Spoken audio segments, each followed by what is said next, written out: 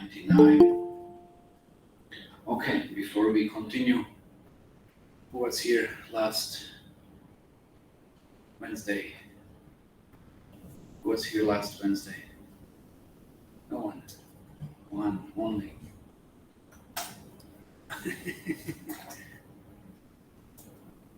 Okay. Bolo, what did we discuss? In the last verse, we discussed that Advaitha Acharya was himself capable of completing the mission, but he. Okay, so last time we discussed that Advaitha Acharya was himself capable of completing the mission, but For Chaitanya Mahaprabhu, that Krishna wanted to experience the bliss of a devotee. That is why that Chaitanya Mahaprabhu. Okay, but Chaitanya Mahaprabhu had specific purpose to accomplish, and therefore he was the one who started teaching and preaching and spreading this movement. Okay. Yes, important point. Anything else? Advaitha Acharya was also, the people around him were very materialistic engaged, so he was hurt by seeing the situation and wanted to do something for them. Yeah. So an Acharya even helped ignorant people, even though he's not supposed to. No, he's supposed to. We discussed the position of Acharya, what it means.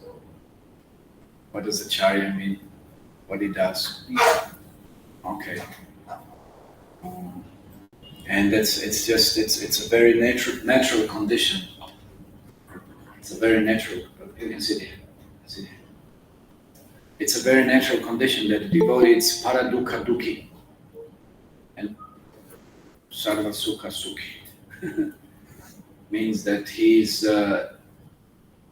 unhappy when he sees others being unhappy.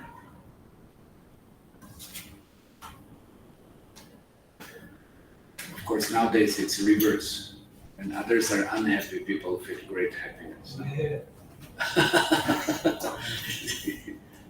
This is such an unfortunate age of Kali, no? That points, okay, I'm not suffering, so I'm better off than somebody else. They find pleasure in others' pain. Very unfortunate. But acharyas, they can't tolerate, they can't see somebody suffering. And therefore they immediately try to rectify that situation, immediately try to do something about it. Okay, so this was Advaita Acharya's position. He was invoking Chaitanya Mahaprabhu to relieve the whole world of such ignorance, because of ignorance everybody suffers. So therefore he was trying to present this highest Krishna consciousness, but again to the best source available, and that's who else but Chaitanya Mahaprabhu or the Supreme Personality of Godhead again would be a better choice. Okay, any other points? Anything else?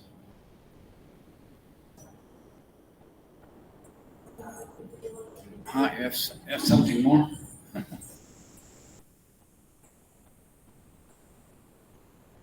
No, that was the basics. Okay, fine. Okay, so let's read today's verse.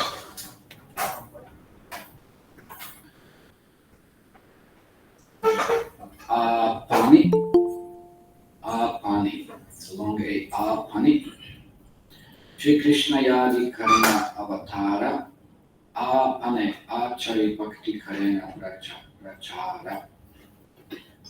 As translation, there is no purport here.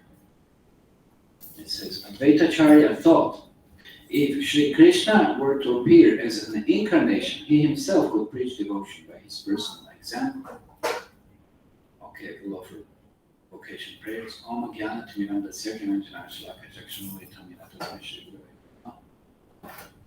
Namo Vishnu Padaya Krishna Krishna Adbhuta Shrimati Bhaktivedanta Swami Niti Namaste Saraswati Deva Jai Shri Jai Shri Krishna Chaitanya Prabhu Nityananda Shri Hare Krishna Krishna Krishna Hare Hare Hare Rama Rama Hare Hare.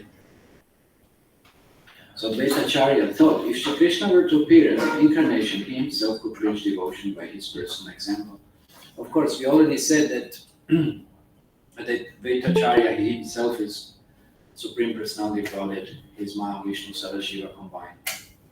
He could also present by perfect example. He was actually the most revered and respected member of the Brahmin community.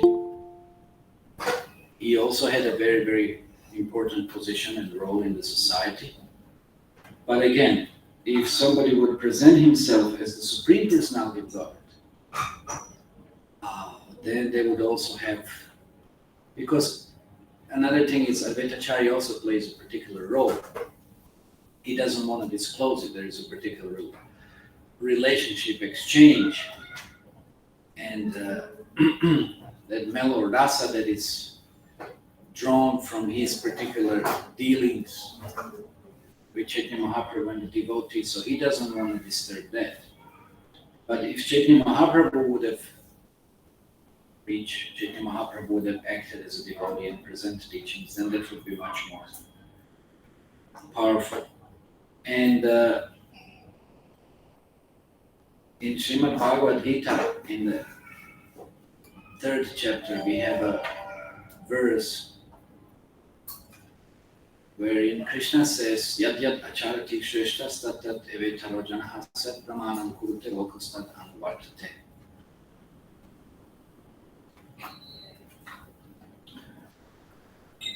Krishna is saying that whatever a great man does, the common man follow. Now, we see that, that's very common. You see media, anybody, maybe some politician, maybe some sports star, movie star, whatever. Anybody a little bit prominent, whatever they do, there's a tendency to imitate or emulate whatever they're doing. So it's just a natural tendency because we think somebody's great, somebody is showing some examples, somebody is successful, somebody is powerful, influential. And if they do something, then definitely we should also, because we also want those things that they have, no? So therefore we should also act in a similar way. So it's just a natural tendency to follow.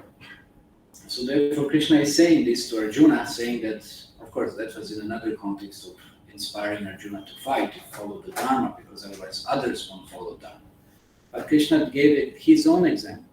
He said, you see, I have nothing to do. I'm Supreme Personality of Godhead. What is Krishna having to do? Nothing. That's why we know Krishna as the Swayam Bhagavan, because he has nothing else to do. What is he doing? He's just enjoying relationship, enjoying rasa. He doesn't have to go to office, he doesn't have to do anything. All the other demigods, they have some particular other work to do. They have assignments, they have duties. But Krishna doesn't. So he said, I don't have anything to do. But in Dwarka we know that he had some particular duties to perform. At least he had some scheduled day, so to say.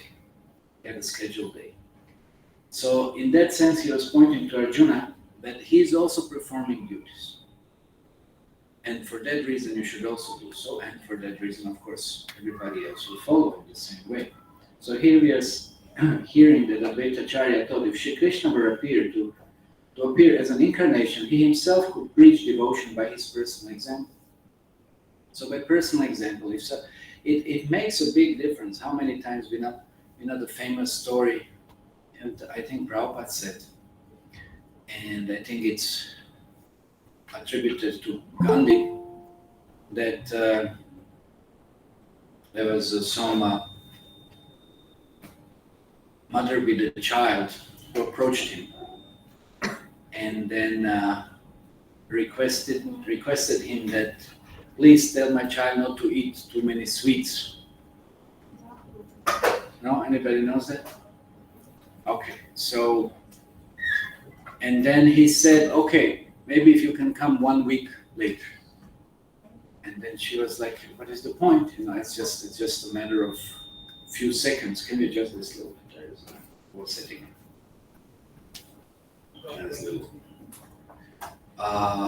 And then, okay, so she came with her son a week later. And then he told her, or actually he told her son, he said, okay, please don't eat so many sweets. And then she said, okay, what's the big difference? You could have said that a week ago. Why we have to wait for 1 week for this to be said? And then he said, you see, 1 week ago, I was still eating sweets. And then he stopped eating, and then therefore, when he spoke something, then it had a completely different effect. So when we follow, we practice, let's say, Krishna consciousness, and then we share that as a realization, that it has far more greater effect than rather than if you just kind of repeat something verbatim, so to say. It's like just parrot-like. It's just parrot-like. And it won't have such an effect. But if we follow, if we exemplify something, then definitely it will have much greater effect. That's why we many times advise that if we listen more to Srila Prabhupada, how much greater that would be rather than just spending time on YouTube, hearing so many other things. Makes difference. There's no one or nothing that can compare with Srila Prabhupada's purity, that can compare with Srila Prabhupada's level of realization, his devotion. So when we hear from the source, which is a pure source, transparent medium source, then the effect will be much greater. Because that's what it is. That's how the message comes. That's how the potency comes. Any conducting element, whatever, we talk about electricity, and we talk, whatever it's the purest medium, it will conduct that potency or power in much greater manner. So in the same way, the more devoted it's pure, the more devoted it's transparent, the more devoted it's realized, and when the message is passed, it will have greater effect. So, and that's done, how is it done? When one performs things by its own example. Because Prabhupada also, whenever he would be instructing something, there was nothing that he would instruct that he himself wouldn't be doing. He wouldn't have said, okay, chant 16 rounds, or get up early in the morning. He was doing all these things himself. So then by personal example, because now we know how is it. I mean, nowadays, what is it? It's the age of, how is the Kali Yuga? Who knows? Anybody knows? How is Kali Yuga termed? Age of what? Huh? Where's your hand? Quarrel and hypocrisy. So it's hypocrisy. What does it mean, hypocrisy? I speak something, but I act in a different way. No? That's hypocritical. So for that reason, when one says something and then he acts in a particular way, that will have a greater effect. But so many times we hear, okay, this is not good. Like simple example again, maybe somebody's doctors smoke or this and that, and they say it's bad, don't smoke. What kind of effect would that have on anyone? What kind of inspiration would that provide to anyone? Not much. Not much. So therefore, the personal example is so much more important, and then it is just so evident when somebody who is practicing and then sharing what he is practicing, explaining what he had realized, that it will have a greater effect on somebody else's life. It's not just like there's an expression, touches the heart, but it grabs the heart, it twists the heart, it completely affects the heart. And one feels inspired. One feels that potency, because it's Krishna's potency. So again, that as much as transparent medium that is for presenting that potency, the greater effect it will have. So this is what Advaitha Acharya taught. If Krishna were to appear and he acts by personal example, who is there that wouldn't fall? Who is there that wouldn't fall? So everybody will fall. Okay, there was no purport here, so there's another verse. Okay, a few more verses don't have purport. So then it continues. It says that in this age of Kali, there is no religion other than the chanting of the holy name of the Lord. But how in this age will the Lord appear as an incarnation? So Advaitha Acharya is wondering, and how will the Lord appear in this age? It's very interesting. If you go through different scriptures, you read different Puranas. There are different dharmas mentioned for different ages. Anybody knows what are the dharmas mentioned for different ages? If you read different Puranas, maybe you can guess. I don't expect you to have read different Puranas, but okay, can try. Yeah. Sanatana Dharma. Sanatan Dharma. So what is Sanatan Dharma? I read it. No, that's okay. But what is Sanatan Dharma? Just to follow chanting God. Chanting. Okay, that's correct. But in other ages, what was more prominent? Anybody know? What is more prominent? Okay, you can try. In Satyuga, it was meditating on. Okay, in Satya Yuga was meditation. Okay. On Treta Yuga, it was performing sacrifices. Okay. Wait. Yes. Anybody? In Dvapara, what was in Dvapara? Idol worship. Wait, yes, deity worship. You have to be careful about this idol work. It kind of has negative connotation. We're not something not so. We should not allow ourselves to be drawn like this into. Yes, deity worship. Okay, and then in Kali.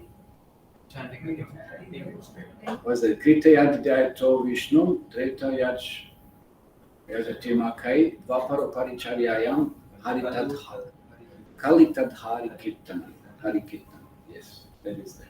But what I found, what was interesting thing, but it's not contradictory. In other Puranas, it's also stated that for the age of Kali, there is some other dharma. It appears like some other dharma, but it is said charity. Few Puranas it said charity, to perform charity. But now I may ask you, what is the highest and the best form of charity? To distribute Harima and be. It's so obvious, it's to distribute holy name. Even in that sense also it fits. Helping each other. No. Distributing holy name, that's the way you help. Just give Hare Krishna Maha Mantra. Distribute Maha Mantra, that's the real charity. Why we go out for Sankirtan, Harinam, whatever. That's the real charity. So that's, of course, in those Puranas we have to understand they're given for people in different modes. So in that sense, it's more like from the material point of view, or karma kanda point of view. But again, even if we take it as such, still we can say that the best type of charity, there's nothing else that can compare but to give the holy name, to give Krishna. What is greater gift than giving someone Krishna? No, it's the greatest gift. So that's why again chanting is the highest form of charity. So this is now here, Advaitha Acharya is wondering then how will the Lord appear as an incarnation? Then it says, I shall worship Krishna in a purified state of mind. I shall constantly petition him in humbleness. Can we force Krishna to do anything? It's obvious, no? I mean, what is our position? We can't force Krishna to. How many times we try to blackmail Krishna? Krishna, if you don't do this for me, I'll never come to temple again. Now you didn't. Now you see, I was praying so much, and you didn't respond. No, how many times we have such kind of conversations with Krishna? And then many times also we just don't want to have anything to do with Krishna because Krishna didn't respond. But we can't force Krishna. And now the problem is that we don't know why Krishna reacted in such a way, why Krishna didn't give us what we wanted. Anyway, that's a whole different consideration, why Krishna maybe didn't give us something. Sometimes we see he gives us, but not maybe at the very moment that we want it. Because we might not be qualified to deal with it appropriately.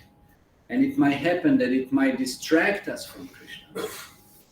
There might be various reasons why Krishna doesn't give us what we want. Or sometimes it gives us in a delayed manner. Sometimes it comes, but then, then also it may happen, then we don't want it. What we used to desire, what we used to wish so hard to gain, Krishna doesn't supply, doesn't give. And then once he gives us, and then, we don't want it anymore. then we have a realization that actually, oh, how foolish we were. We were asking for such things which are just, just like Dhruva Maharaj, same thing. We read Srimad Bhagavatam. Dhruva Maharaj asked for he thought, material kingdom. He said even greater than his grandfather's. He was so ambitious. And Krishna gave him this. And then Dhruva Maharaj said, oh, what did I ask for? Just for some broken glass compared to a jewel? And Krishna appeared and said, I have a jewel. Why should I be interested in a broken glass? So therefore, when we gain Krishna, we realize that all these, whatever prayers we are having and desires are so insignificant. So insignificant. So then Krishna will give us in time, but again, in such a way that it will retain and enhance our Krishna consciousness or our desire to attain Him. So that's why we can only petition Krishna and say, what was the prayer that Srila Prabhupada taught to devotees? Anybody knows how did Prabhupada instructed devotees to pray to Krishna? Nobody knows. Like one of the first prayers when Srila Prabhupada's health was not good, and then he requested devotees, this is how we could pray to Krishna. And then he even introduced the Simha mantra also. So how did Srila Prabhupada set the prayer? Anybody knows? No? Nobody knows? How did Srila Prabhupada set to devotees to pray? Hare Krishna. No, it was the Hare Krishna. That was earlier, but late. Okay, so Prabhupada said, okay, you want to try? And I'm just telling the component, like first you should glorify the Lord, then you should ask for... we should glorify the Lord and we should what? Should show humbleness and then ask for benefit. No, it's okay, that's fine. Okay, I'll tell you. So Prabhupada said, my dear Lord, if you so desire, may you please, there it is. If you so, that's the main thing. If you so desire, we don't press it on Krishna, you have to, or something, and I won't. If you so desire, that's it. And we leave it up to that. We leave it up to Krishna. We should learn how to be detached. Of course, that requires quite a level of Krishna consciousness, because it's not easy to be detached from the prayers, desires that we are praying for. It's not easy, that is there. But this is how we should learn to pray. My dear Krishna, if you so desire, let me pass this exam.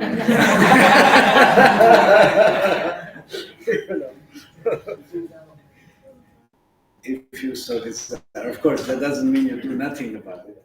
It's like but if Krishna desires, then of course you have to desire. That is there. But Krishna knows. The point is, Krishna knows what's the best for you, for us. Krishna knows what is the best. So we leave it up to Him.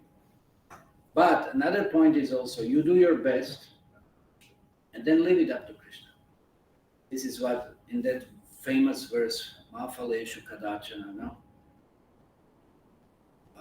Krishna is saying, you have all the rights to perform your duties, but the result, you don't have rights to the result.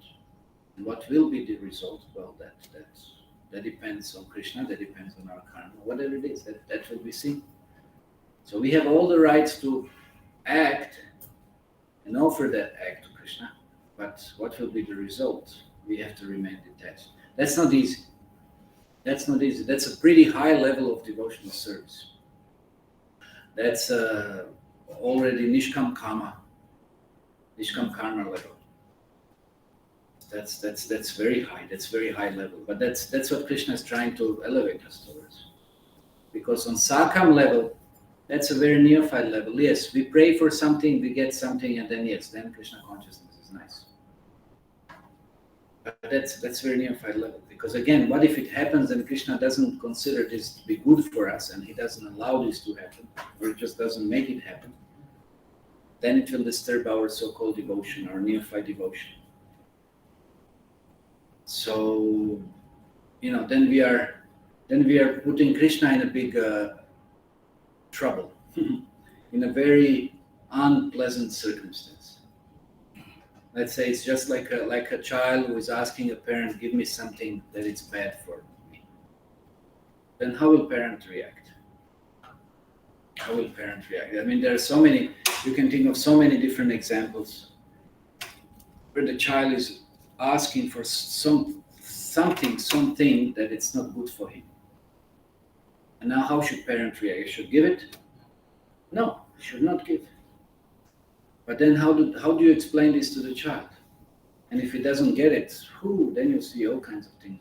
We had this morning during Mangal Arati, there was one kid was running whole Mangal Arati, here, there, jumping here, rolling on the stairs down. There all kinds of things he was there. So then what do you do? What do you do? So then you have to give him something else, or they have to see how to, like so Prabhupada would give an example, how to sugarcoat the bitter medicine. Present something that it's good, but sugar-coated. And not give something that it appears good, but it's actually very bitter. Something that's not healthy and good for the child. So in a similar way, when we are asking for so many things in this world, give me this, give me that. But then Krishna says, but that's not good for our bhakti. It will take us, if Krishna gives us something that will take us away from Krishna, it will make us forget about Krishna. So then, why we are putting Krishna in such situation? Why would, just imagine like a child, something that takes away the child from the parent. How could parent do something like this? Allow something like this to happen. So it's not very pleasant. So therefore this kind of karma kanda activities or sakam karma, this kind of level of requesting material benefits or fulfillment of such material desires, it's not a very nice level of spiritual practice. It becomes very burdensome for Krishna. It becomes very burdensome for Krishna. And also again, but then Krishna is testing. Somehow or other Krishna is elevating us. Gradually, sometimes it gives less, sometimes it moderates, sometimes you can observe in your own lives how sometimes Krishna has given something, sometimes Krishna doesn't give, but somehow still it's kind of keeping us within Krishna consciousness. And then sometimes it so happens it just really doesn't give you anything. But then it keeps us satisfied still by keeping us in the fire of devotional service, by giving us different engagements in devotional service, from which we are deriving taste. And then we learn how to just perform devotional service and again remain detached from the results. That's not easy. That's like really high level. But it's the most blissful level. If one can come to that level and maintain that level, that's the most blissful Krishna consciousness. So at least we have a standard to follow. We have a standard at least to aspire for, and then of course follow once we come to that standard. So just being detached. Anyway, that's a deep subject now. How to be engaged and be detached from the result. I'll give a simple example. Let's say sometimes when you cook and you make some really nice preparations, whatever it is, and you distribute, okay, let's say you don't have to even distribute to the devotees, you just distribute to your family members. And it's so good, and they finish all and nothing's left for you. And nothing's left for you. Then how would you feel? Anyone has that experience? Okay, somebody wants to share? How does that feel? I mean, let's say your family members, they liked it so much, they finished it all, there's nothing left for you. So now, what to do? Anybody wants to share? Was it good experience or bad? Good experience, yeah, because they appreciated what we made, no? So then even if it's nothing left, still we feel so much happy and satisfied. No? So that exchange, that appreciation, that feeling of, yes, there was something nice that has been done. So that itself, it's also very satisfying. It's very satisfying. But then, you see, in Krishna consciousness also what happens, then maybe there was nothing left what you made, but then somebody, because they were so happy, they make some arrangement and then give you something else. That's what happens in Krishna consciousness. So you don't have to count upon whatever you do to receive the result of the same. But you'll get the result of somebody else's devotion service, which might be even greater. That's what Krishna makes an arrangement for. So we don't have to strive that, okay, I've done something, where's my result? Where's my credit? Where's my distinction? Where is my adoration? Where is my profit? We don't have to worry about this. Because these are material things. These are very contaminating things. These are very bounding things. We don't have to worry about those. They're material things. We don't have to worry about those. Krishna makes arrangement. You get whatever you need.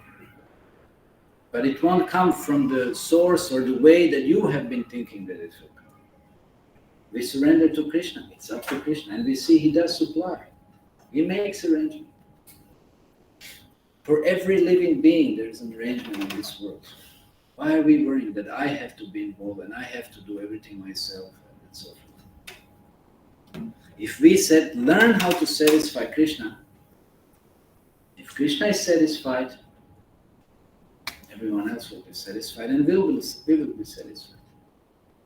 Similar example in cooking also. When we cook, many times also later on we don't feel so hungry. Anybody has that experience? You know, when you think about cooking for others, you don't think about how I'm going to eat or whatever. You don't feel so hungry. You just feel something somehow satisfied. So that's when we give more. That's the whole principle of spiritual life and bhakti. Giving. Giving. That's the best charity. Giving what? That's what we're talking about. Giving the holy name. Giving the spiritual knowledge. Neither of those belongs to us. Neither of those belongs to us. It's Krishna. It's Krishna directly. So we are giving Krishna, we'll be getting Krishna.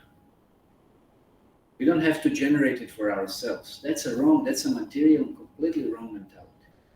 That's the greatest misconception, that I have to work out and whatever I work out, okay, this is what I get. No, it doesn't work like this. We do and perform, and sometimes we can see we get even greater results and credit than what we actually kind of earn through some materialistic vision and eyes. It's amazing how Krishna responds far more when we have proper mentality, when we have proper attitude like this, proper desire just to satisfy Krishna. Anyway, these are little higher levels of devotion service, but that's what Chaitanya Charitamrita, we said it already, this is what Chaitanya Charitamrita is about. We at least have to come to that level, somehow or other. We have to know what is the goal, we have to know what awaits us, but these are the most blissful stages, most surrender stages, most relishable stages. So that's why Advaitha Acharya, anyway, coming back to our topic, he's petitioning Krishna, he's not ordering Krishna, he's within all the humbleness, and he's not asking for himself. You see, that's the whole point. Again, he's not asking for himself, he's petitioning for the rest of the world, for the whole society, that he's seeing that they are so unhappy. They're so much plunged in that pain of material lifestyle. So he's humbly requesting Krishna that please appear. And then what he's saying, my name, Advaitha, will be fitting if I'm able to induce Krishna to inaugurate the movement of the chanting of the holy name. So Srila Prabhupada explains in the purport, he says, the non-dualist Mayavadi philosopher who falsely believes that he is no different from the Lord is unable to call him like Advaita Prabhu. Okay, good, that's a bigger statement. Advaita Prabhu is no different from the Lord. Yet, in his relationship with the Lord, he does not merge with him, but eternally renders service unto him as a plenary portion. This is inconceivable for Mayavadis because they think in terms of mundane sense perception and therefore think that non-dualism necessitates losing one's separate identity. It is clear from this verse, however, that Advaita Prabhu, although retaining his separate identity, is not different from the Lord. Sri Chaitanya Mahaprabhu preached the philosophy of inconceivable simultaneous oneness with the Lord and difference from him. Conceivable dualism and monism are conceptions of the imperfect senses, which are unable to reach the transcendence because the transcendence is beyond the conception of limited potency. The actions of Sri Advaita Prabhu, however, give tangible proof of the inconceivable non-dualism. One who therefore surrenders unto Sri Advaita Prabhu can easily follow the philosophy of inconceivable, simultaneous dualism and monism. Wow, what did you understand from this? Huh? Anyone understand anything? This is the gist of Sri Chaitanya Charitamrita. Okay, we'll try to explain. Okay, before we do that, let's just ask anybody having any questions so far what we heard, what we discussed. Any questions? Just to clarify maybe, because this is a little bit slightly different topic beginning. So before that, anything? Yes? Right. So Prabhuji, you said that Krishna sometimes don't give us what we want or what we have asked for, even though it's a genuine prayer. But then, what is the deeper reason? Like, obviously he has a better plan. What is the genuine prayer? Krishna doesn't, even though that's very interestingly placed, but Say Krishna doesn't give us what we want. Okay, so say if we have asked something which we believe is supporting us in our Krishna consciousness, or okay, supporting us in Krishna consciousness. but still that thing is we're not getting, or it's being left over. That we have to. That's also part of Krishna consciousness, to sometimes become a little meditative about why is Krishna. Let's say we ask Krishna for something, so why is this not manifesting? And that also wouldn't be bad to consult with someone. How come I'm asking for particular things and it's just not manifesting? Why is Krishna not allowing, or why is Krishna not interfering? Because it might be the case. Why would Krishna? Maybe Krishna is, maybe you might be praying to Krishna, but you're not really praying to Krishna. And maybe Krishna, it's like, maybe not praying to Krishna because, okay, I'll explain. There are different manifestations of the deities. We have Radha Krishna deities. Are we worshipping Radha Krishna deities as Radha Krishna deities? Who knows that? Huh? Anybody? Are we worshipping Radha Krishna deities as Radha Krishna deities? Yes or no? It's a tough one. Anybody here on this side? No, Prabhuji, we are not worshipping as a Radha Krishna. We are worshipping as a Lakshmi Narayan. How do you switch this? This is now punishment, suspension, next 1 month. Okay. Anybody here? You heard what he said? Oh, that's bad. Okay, anyhow. Okay, someone do. Anybody wants to try? We have Radha Krishna deities, Radha Ras Bihar, correct? Are we worshipping them as Radha and Krishna deities? Huh? Are you speculating? Yes. Speculating or you know? Yes. What yes? No, yes.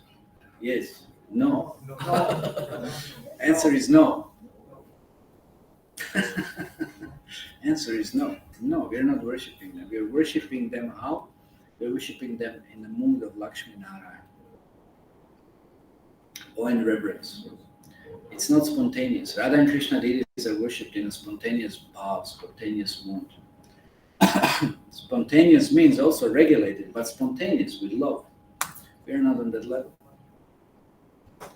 It's a big difference. Oh, now if I have to explain this. We don't worship them as Radha and Krishna. We're not qualified. We're not qualified to worship them as such. But we may be, of course, we relate to them as Radha and Krishna, but the worship, it's not like that. Worship, it's very strict, Vaidhi Bhakti process of particular time, of particular items, particular rules, everything is very particular. That's awe and reverence. That's the mood. In Vraja, everything is spontaneous. Worship is going on, but it's very spontaneous. So there's a big difference. So we worship them in the mood of Lakshmi Narayana. So actually they are more responding in that sense as Lakshmi Narayana, because we're not really qualified for Krishna Bhakti, Radha Krishna. So that's right. Of course, you may be. It's not excluded. You may be. And then there is a third level. As a third level, so first level, the highest level is Radha Krishna, or they're supposed to be, and they are, but depends on us. See, the whole point is they reflect the way we approach them. We're not approaching them. Radha Krishna, what does that mean, Radha Krishna? Bhakti means full surrender. We say fully surrendered. Confirmed.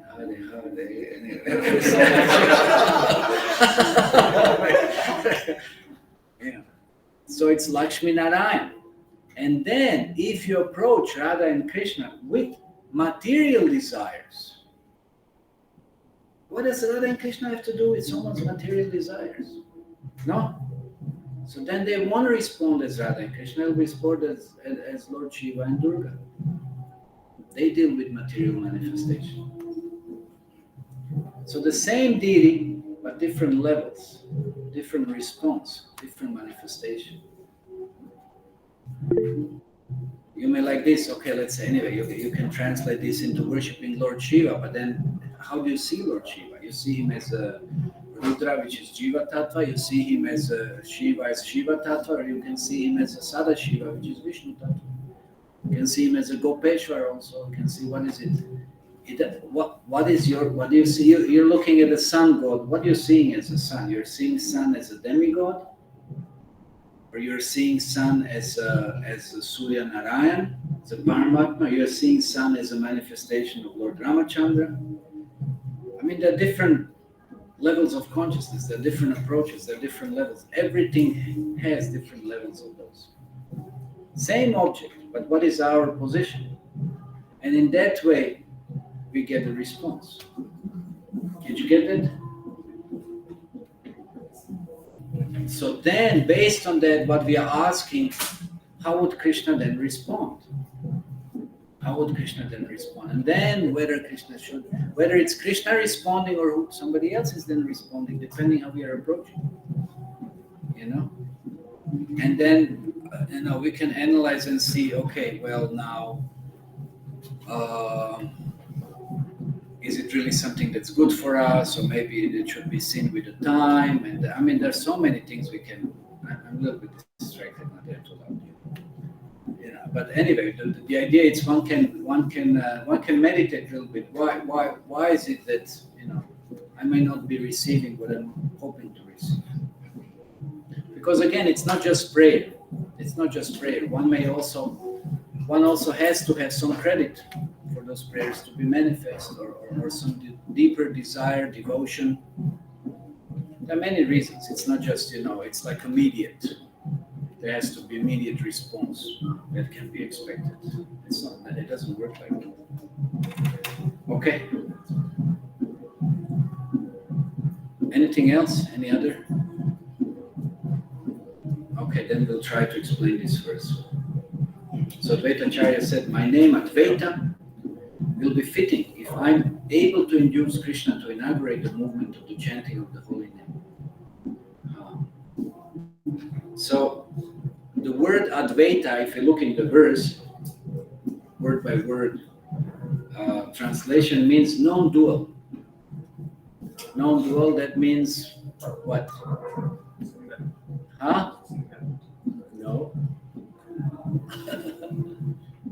What does that mean?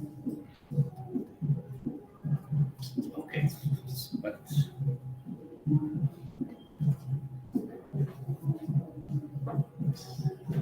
more specific. Advaita. Okay, when we say Advaita, you've heard that word so many times. What means Advaita? No. What? Okay, single one. What else? Anything else? Advaita. No. Basically oneness, no? Oneness.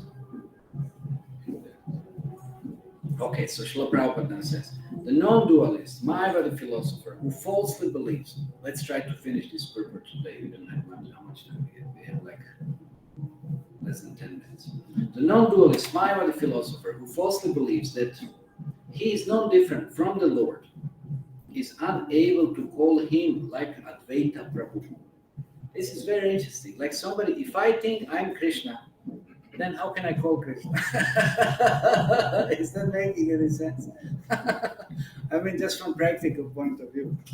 I am Krishna, I'm calling myself.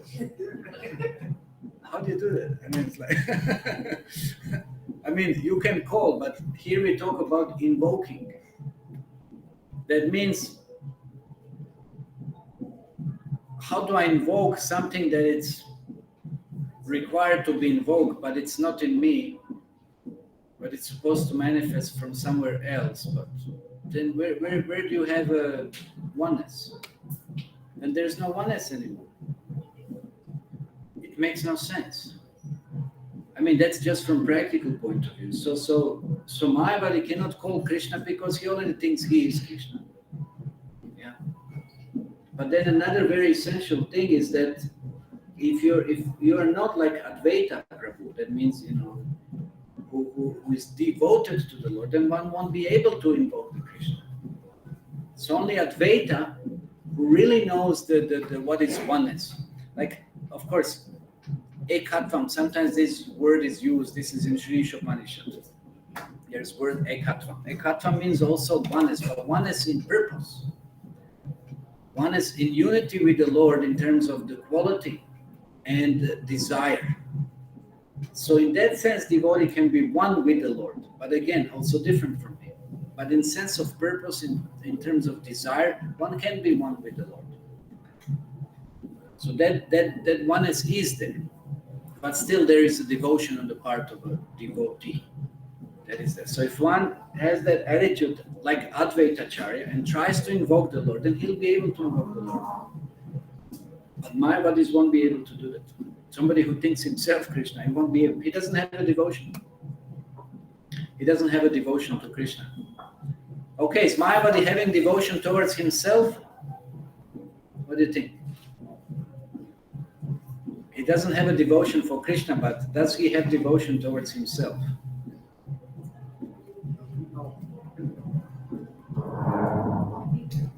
It's a tricky question.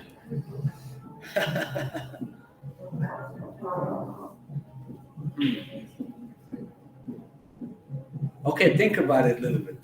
I'll leave you with this. That's a very, very deep question. Oh, we're getting distracted. What to do? Okay, let's try. Think about it. Later on, we don't conclude, then we will conclude with that at the end. Okay, so Advaita Prabhu is no different from the Lord, yet in his relationship with the Lord, he does not merge with him, but eternally renders service unto him as a planet in motion. So therefore, Advaita Acharya is expansion of Krishna, but he's again different from Krishna because he has particular purpose, particular service that he renders towards Krishna. And he relishes that more than not doing this. That's why he's doing this. He wants to serve Krishna. He wants to relish that relationship. So that Mayavadi conception, I merge with the Krishna, but then what is that?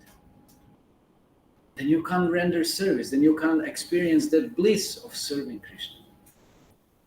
And that's why Krishna himself, he comes as, again, we were discussing this as Chaitanya Mahaprabhu, to relish that service, to relish that exchange. I mean, what is even, of course, who are we? We are so insignificant, and what kind of potency do we have? But are we happy when we are alone?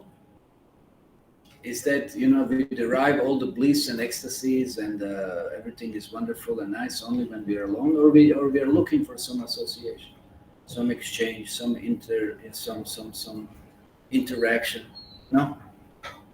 But then who wouldn't be the most wonderful than Krishna, who is filled with all the potencies and exchanges and tastes and rasas? So that's how everything is generated by the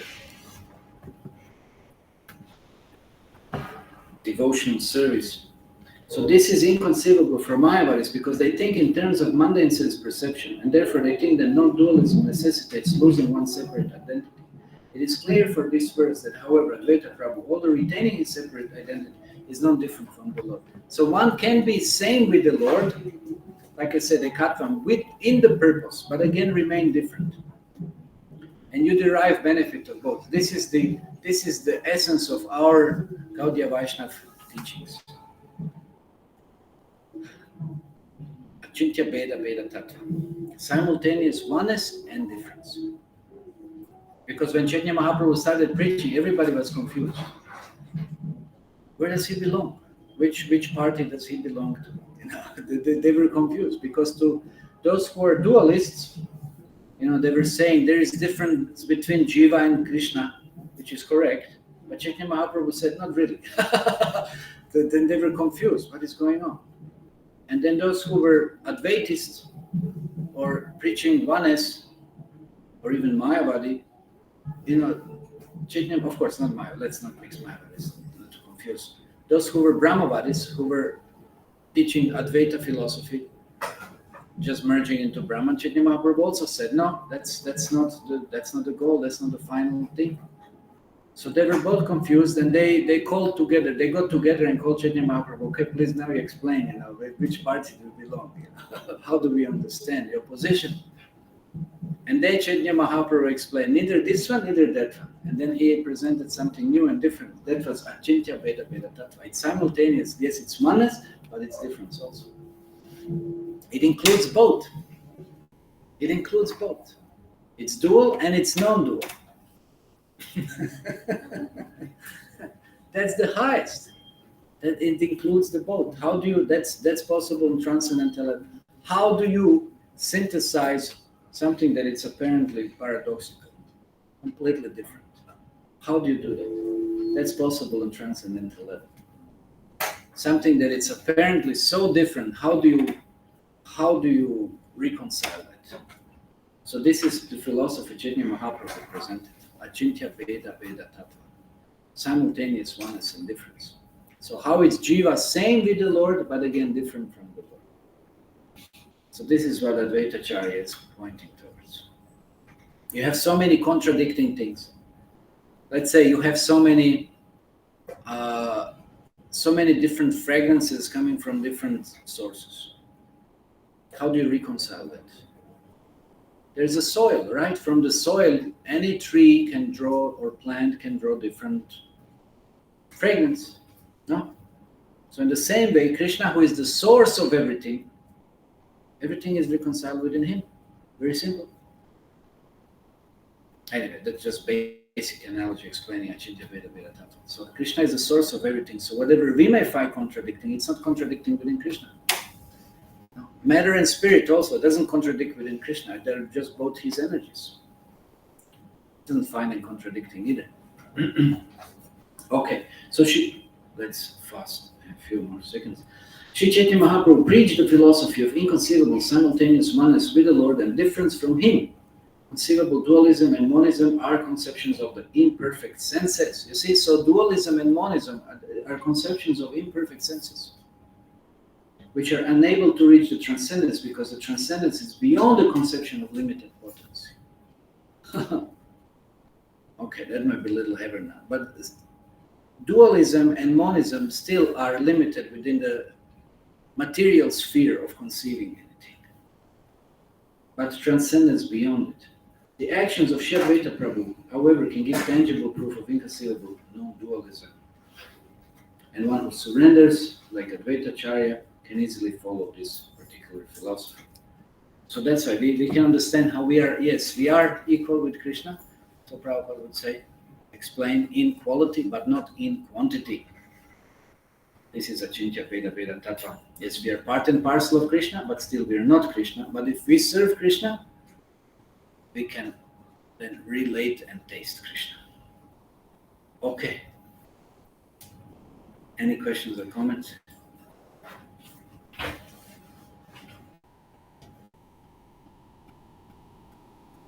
Yes. I wanted to know, you were explaining about Advaitha Acharya's oneness. So the oneness worship is on the higher planet.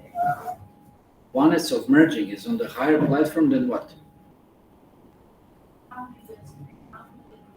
How do we How do we apply this? apply what? We don't apply that. We don't apply merging. You don't have to merge. Huh? We are not talking about the merging here, and then how do we put it in standing it? Oneness. So that's not for devotees. Merging is not for devotees. Oneness. But oneness, as I already said, in purpose and desire. What Krishna desires, you desire. That's oneness. And what Krishna wants, yeah, same thing. Desire, want, purpose, whatever. That's the same thing that Jiva does with Krishna. That's the oneness. But otherwise, in terms of identity, that's the difference. It's not the same thing. I'm separate being, Krishna is a separate being, but we desire the same thing. You know, like what? Husband and wife. They're two different entities. They have an exchange, but they have same purpose. They have same desires. Then things work very nice, no? Okay. So one is in purpose, one is in particular desires, goal, this, that, but they're two different beings, no? Okay. Okay, then we'll stop here. So Prabhupada, you can ask. No, anyway, we'll stop, I'll answer. It's already now. I'll answer now after class. So Prabhupada ki jai, Shri Chaitanya Charitamrita ki jai. Premanande.